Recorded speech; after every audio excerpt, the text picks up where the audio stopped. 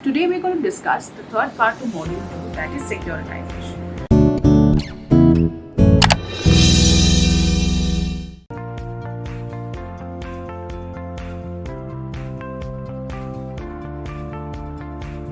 Now what do you mean by the term securitization? Securitization refers to conversion of illiquid assets to liquid assets by converting longer duration cash flows into shorter duration ones.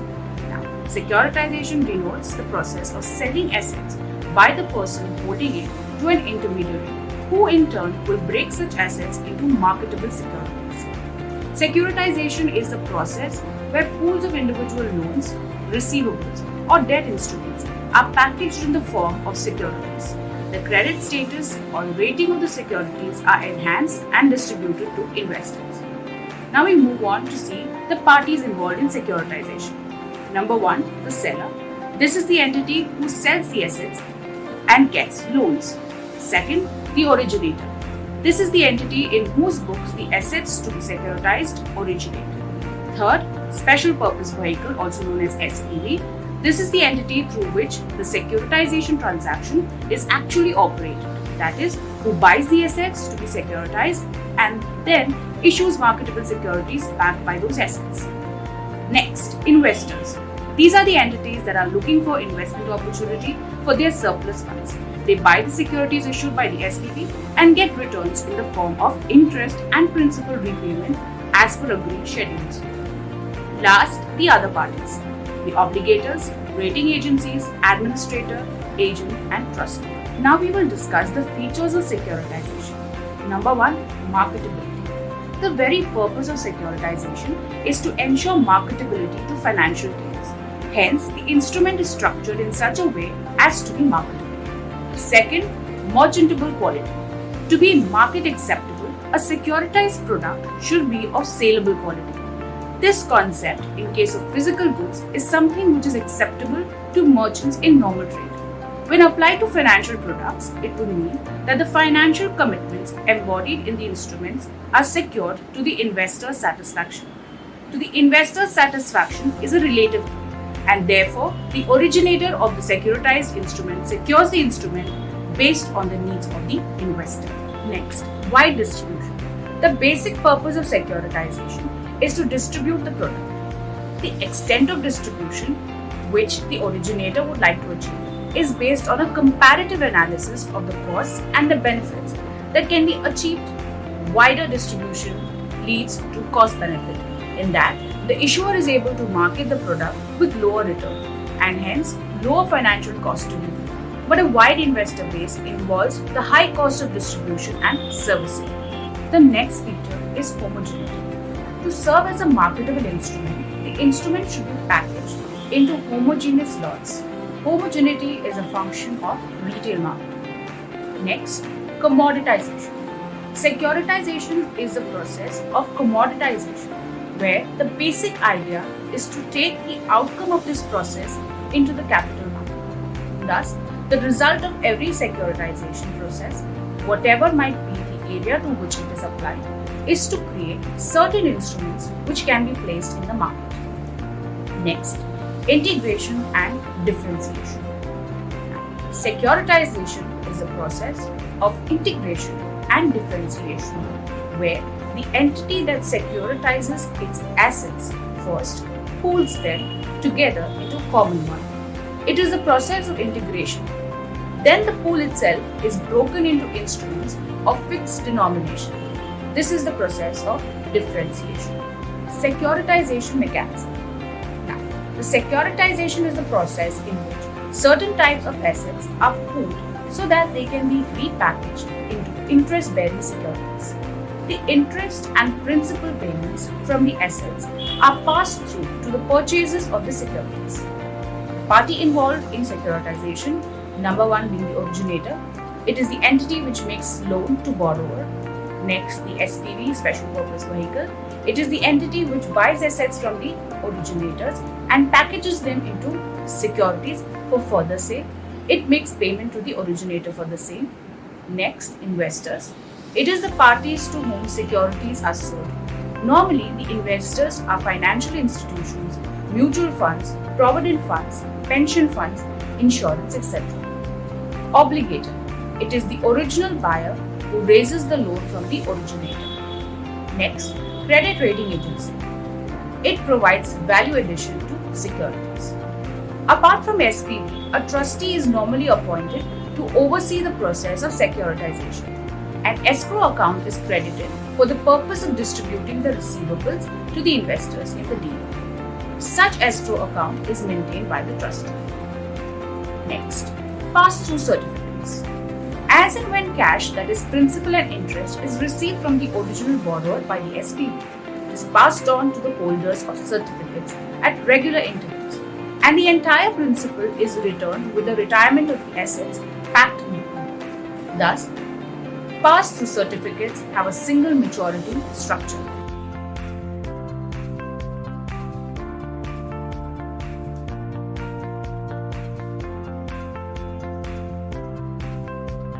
We will talk about special purpose vehicles. A SPV, a special purpose vehicle, is a separate legal entity created by an organization. The SPV is a distinct company with its own assets and liabilities as well as its own legal status. Usually, they are created for a specific objective, often which is to isolate financial risk. As it is a separate legal entity, if the parent company goes bankrupt, the SPV can carry its obligation. A SPV can be a bankruptcy removed entity because the operations of the entity are restricted to the purchase and financing of specific assets for projects. Next, we move on to the uses of SPV. Number one being risk sharing. A corporation's project may entail significant risk.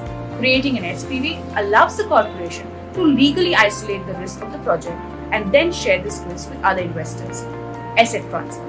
Certain type of assets can be hard to transfer.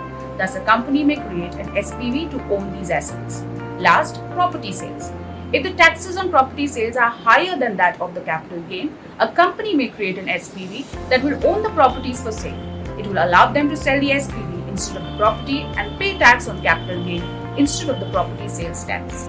Now we will discuss the types of securitization instruments. Number one, pass-through securities.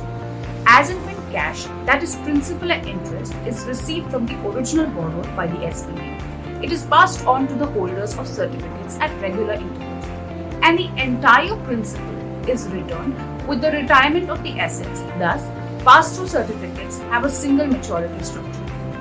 Next, pay-through certificates. In case of pay-through certificates, it has multiple maturity structure depending upon the maturity pattern of underlying assets. Thus, 2 or 3 types of securities with different maturity patterns like short-term, medium-term and long-term may be issued. Next, principal-only securities.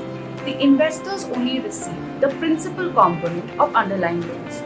These bonds are usually issued at a deep discount to their face value and redeemed at their face value. Next, interest-only securities. The investors only receive the interest component of the underlying loans. These securities have no face or par value. Next, floater and inverse floater securities. Floater and inverse floater are instruments that pay a variable interest rate linked to an index such as LIBOR.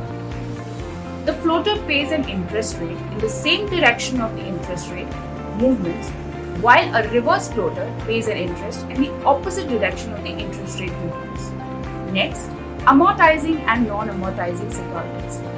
The principal repayment for instruments issued could be done either by A. repaying total amount at maturity or B. throughout the life of the security. The latter refers to a schedule of payments called amortization schedule, and securities issued under this are called as amortizing securities. Loans having this feature include car loans and home loans. Next, we move on to discuss the benefits of securitization. Number one, it is an alternate source of finance. Securitization enables the firm to raise finance when other forms of finance are unavailable. Securitization enables the firm to raise finance by converting its illiquid assets into a liquid security. Second, lower cost of borrowing. Securitization reduces the total cost of financing as assets are transferred to an SPV. In order to enhance cash flow and diversify risk, Securitization enables the originator to have an easy access to the securities market at debt rating higher than its overall corporate rating. It means companies with riskier credit profile can issue asset-backed securities at lower interest costs due to high credit rating on such securities. Next, spreading of credit risk. Securitization facilitates the spreading of credit risk to different parties involved in the process of securitization. In the absence of securitization, the entire credit risk associated with a particular financial transaction has to be borne by the originator himself. Next, optimum utilization of funds. A huge amount gets blocked in the form of illiquid assets like mortgages, term loans, etc. Securitization enables the firm to raise finance by converting its illiquid assets into a liquid security by issuing tradable and transferable securities against these assets. Off-balance sheet finance. Under some circumstances, it may be desirable to remove assets and their corresponding liabilities from the balance sheet of the company, and a sale of asset to an SPV will accomplish this. Receivables are moved off balance sheet and replaced by cash equivalent, that is, less expenses of securitization, thus improving the originator's balance sheet.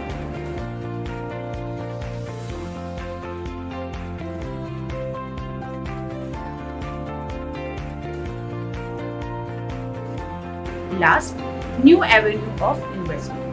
Securitization creates more complete markets by introducing new categories of financial assets that suit investors' risk preferences and by increasing the potential for investors to achieve diversification benefits. Thank you.